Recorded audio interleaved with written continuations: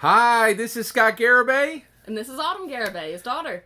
and today we're going to talk about Andrew Yang, and we're going to talk about the January Iowa CNN debate number 7. Mm-hmm. All right, now the last two nights you got my Gen X, my old Gen X view of what happened on that debate night, but tonight we're going to talk to Autumn, and we're going to get a millennial view on what happened within that debate.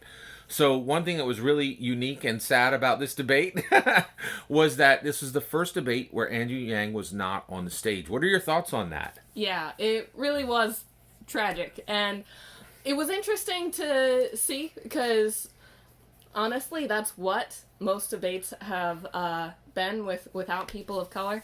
But it was also really interesting because they talked. There were a few points about technology or math, and it was a little discouraging to hear it from people who didn't know as much as Yang. Oh yeah, big time. Absolutely. Yeah. Yep. The only good thing was, or if you can even consider this a good thing, it was an interesting feeling knowing that the Yang Gang was actually watching the debate probably with Yang instead of him being on the stage. He was probably in the audience with us. Yeah, actually, you know what? I'm really curious of your opinion on this. There's been debate within the Yang community on whether it was good or bad for Yang that he was off of the debate stage. There have been several people within the Yang community. Actually, there's a contingent within the Yang community that are saying, "Oh, this shows that he is different and he doesn't really need it, and he was being ignored in the debates before anyway. It's not important." What's your take? Do you think it hurt him that he wasn't in the debate? Absolutely. Yeah. The worst part is that Tom Steyer was on that stage, and they are most different candidates from a lot of aspects, but they do have one similarity in that the number of debates they've missed is now a non-zero number Yeah. for both of them. So I don't see this. I definitely don't see this as a good thing for him. I agree with you in that this isn't the end by any means, but it's definitely a bump in the road. I think he Yeah. should have been on that stage. Yeah, I totally agree. Yeah. Yeah, I think it hurt. Yeah, and I appreciate you having your take on that because it's still a debate, and there's people who are like spinning this is a kind of a bonus, but I really wish it was, but I just don't think it was. So Andrew wasn't there, and then we saw Biden, Warren, Sanders. We saw Buttigieg, Steyer, Klobuchar. Based on who was on the stage from a millennial, what was your take on what you did witness? Yeah. So, what I was really fascinated by this debate is actually, I'll give you a bit of context. I wear the math pin to make America think harder, but I also am a mathematician. I'm a numbers guy, and so the numbers of this were really interesting. So, there were 6 people. There were 0 people of color. There were 4 men. There were 2 women. But another thing I noticed is that they were half and half. There were 3 what I'll call first and 3 what I'll call second. So if Biden, Bernie, or Stiers, they're all another white man Repeats. Yeah. that if they were elected, it would just be like the first 43 presidents. Right, exactly. But Amy Klobuchar, Elizabeth Warren are the first female, would be the first female president. And even if he doesn't play into it much, Pete Buttigieg would be the first openly gay president. So it's really, again, really discouraging that none of the firsts are people of color. Andrew Yang would have been our first Asian president. But now our firsts are based on gender and sexual preference. Yeah, it's really fascinating to me because, I'm really frustrated with the DNC because I really wish they had done more to make kind of an open playing field for people of color. But at the same time, as frustrated as I am, I can't ignore that they are still actually doing more for intersectionality than the Republicans are. They are there's still a place for intersectionality there I think you and I both wish that that their place for intersectionality were broader than it is, but they still have a place for intersectionality, whereas Republicans are making literally zero space for intersectionality right now, and they didn't and they pretty much didn't. Actually, they had a little bit of intersectionality in their debate in 2016, but not nearly to the level of what the Democrats have. So who do you think, as far as, oh, now I'm actually curious. So with that said, uh, what actually, so who do you think did the best out of all of them, out of the six that were on stage? Good question. I really enjoyed. I made this clear in the last video. Pete Buttigieg is my favorite, and I think he performed strongly in this debate, with Amy Klobuchar as a close second. You had a great video on their power lines, and something I noticed from both of them is that they repeated their power lines in this debate.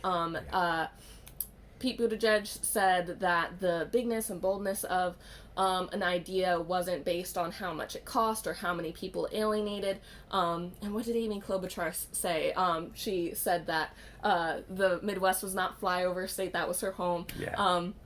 Those are really things that I think would draw people to those candidates. Amy being a Heartland stalwart, and Pete Buttigieg being surprisingly moderate among his competitors. Yeah. So overall, so you're saying that seeing some intersectionality on the stage, and the fact that the DNC, or that the Democrat Party still has the ability, even with the people that were on stage, you're saying you do think that was exciting, that they still have the ability to put some firsts up for the presidency. Do you think that's a good thing overall, or what do you think the overall value of the debate was?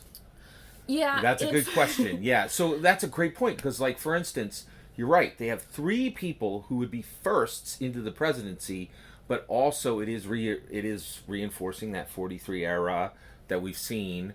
So all taken into if you take all of that and you do the math, is it a net good, a net bad? What do you think? So, as for the value of this debate, I do think it had value. I know, as part of the Yang Gang, it was, since he wasn't there was a tendency to think like, oh, why even watch this one? Yeah. There were people who were saying that. Yeah. I actually watched it twice, and again, I think it's good for the Yang Gang to watch it, to know what Yang should be doing.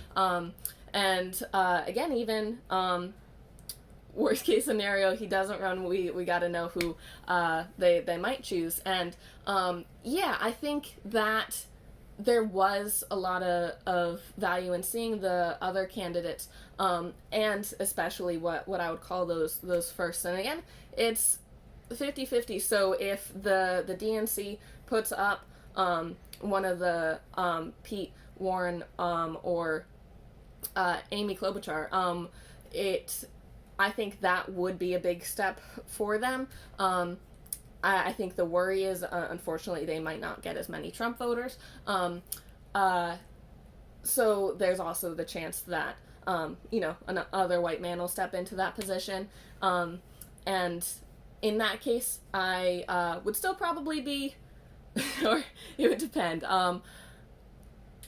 In some cases, it would probably be better than the incumbent, but it would definitely. I am rooting for one of those firsts, and of course, the best first is Andrew Yang. But I would put all three of those right below him. Yeah, absolutely, I agree. So with that said, what? So actually, we're all hoping that. So the next thing that happens is there's going to be caucuses in February in Iowa. We're hoping he comes out with strong numbers. We're also hoping that he's going to reappear there's going to be 3 debates in February, which is incredible. So we're hoping he'll reappear in those debates. But this is the one time we're probably going to be able to talk about this, because it was such an isolated stage. And hopefully he'll be back for all 3 debates, right? So while we have this opportunity, I am curious. So if there are, if this, in my opinion, this would be tragic. If the tragic happened and Yang weren't to go in there, what would you be excited about for those first? How do you think that would change the nation? and what aspects of that would excite you about the nation being changed from one of those firsts? That's a good question. I think it's a big step. I'm not sure it's as big of a step as a lot of people think it is, because one of our most recent firsts was Obama. He was our first black president. Huge change, yeah. Huge change. But there was a lot more work in the nation that had to be done, and I think some of that played into Trump getting elected. Yeah. So I have high hopes for the first openly gay president, for the first female president, whether that's one of the three people we saw on that stage. But if they get onto that stage and Yang doesn't, I think it will be a net positive for the nation, because I think it'll take it in the direction of What's being hoped. of Yeah. growth. But I think people need to understand that a woman president does not solve sexism. A openly gay president does not solve homophobia. But having a person represented in a position of power is one step towards the downfall of those institutional prejudices. Well, and I do think that it's important that everybody in America who's an adult should be able to look up and say, if you're an American citizen and you're an adult, there's no reason you shouldn't be able to say, I can move forward and be in that role. Like, yeah, that should be. And honestly, before Obama did it, it was literally a concept. It was a belief. It had not been proven by anybody. And so what he did, he really remapped, reality.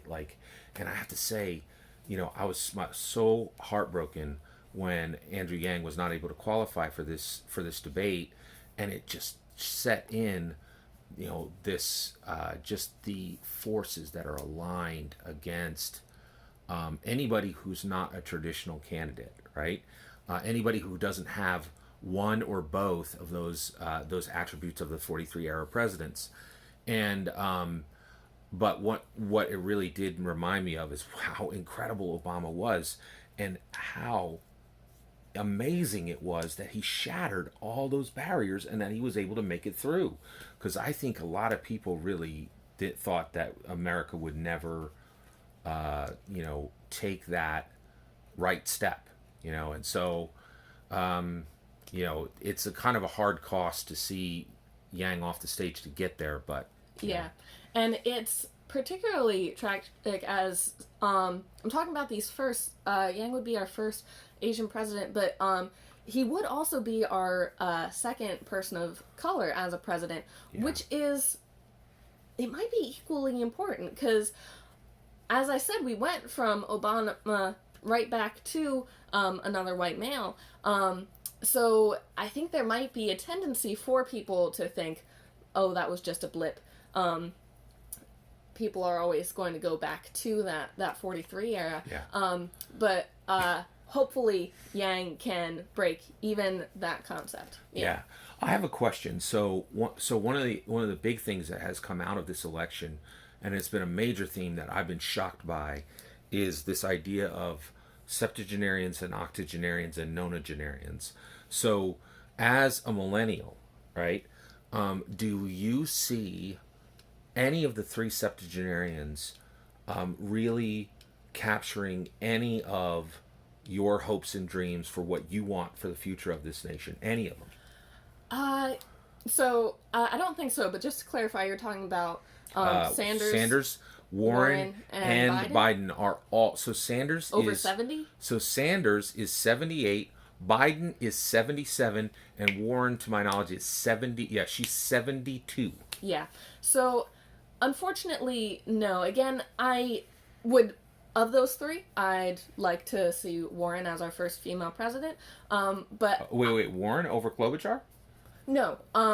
If the choice was between the three septuagenarians. Oh yes. Totally. Yeah. That makes sense. Yes. Yeah.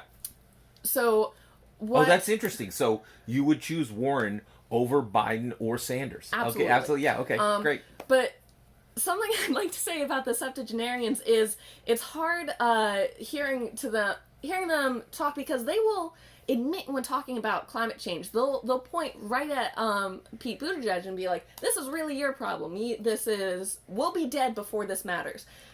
And honestly, I wish they did that with all of the topics. That's a great point. So Yeah, it's a great point. Yeah, it's really it's a really good point. And honestly, the other thing is, like, in some ways, like, Warren and Sanders and Biden, they don't talk about the fact that, like, they all drove gas guzzling cars for decades, not even realizing they were heating up the earth like a hot bun oven. Like, it's a major issue. So yeah, that's really really fascinating. So one, I really appreciate you kind of giving a millennial view on this. I do think your millennial view is quite different than my Gen X view. I really think I have been shocked at how deep age is affecting this election. I think because honestly, it is Gen Z. They only the very very oldest of them can even vote. Very few of them, I think, will vote. There's a big question on whether your generation is going to vote or not. Gen X's are going to show up, but Boomers are going to show up in like huge numbers. The silent generation, we'll see if they're even going to be able to hobble over. But I think generationally, there's huge differences in what we need, what our concerns are. So I really appreciate you sharing your view. of course, thank you for having me. This absolutely. is always very fun. This is really fun. I think you do definitely have a very unique view. I really appreciate all the support you have given Andrew Yang, and I really appreciate your unique view on it. Thank you, everyone, for giving us this time to speak with you. Did you want to add anything before we button everything up? Any other points that you noticed in the debate that you thought were interesting or that really stood out? I'll add this quickly. Again, noticing the numbers, there was also a moment between Sanders and Warren where they disagreed on the time span between the last winning Democrat winning over an incumbent Republican, I think specifically. And again, quickly, I was really excited by Sanders calling out the discrepancy in numbers, because I think that needs to be done way more on that stage, because there's a lot of nonsense when it comes to numbers. I'm a little discouraged that when it finally happened, it was in the margin of months, and the letter of the law was definitely applied more than the spirit, when Warren was trying to say it's been forever since we've beaten a Republican, and Sanders was like, forever and a day, but but again, the main numbers I noticed were no people of color, 2 women, 3 firsts, but I really hope it's the 4th first that is president. Agreed. Again, I will Absolutely. always enjoy talking about Yang, both to you and the Yang gang, so thank you for that. So I think we both really missed Andrew Yang on the debate stage for debate 7. We are absolutely hoping that Andrew Yang's going to be back for debate number 8. Again, we just wanted to say thank you for taking the time to hear our views. Thank you once again for sharing your views. Please consider liking and subscribing, and have a wonderful millennium.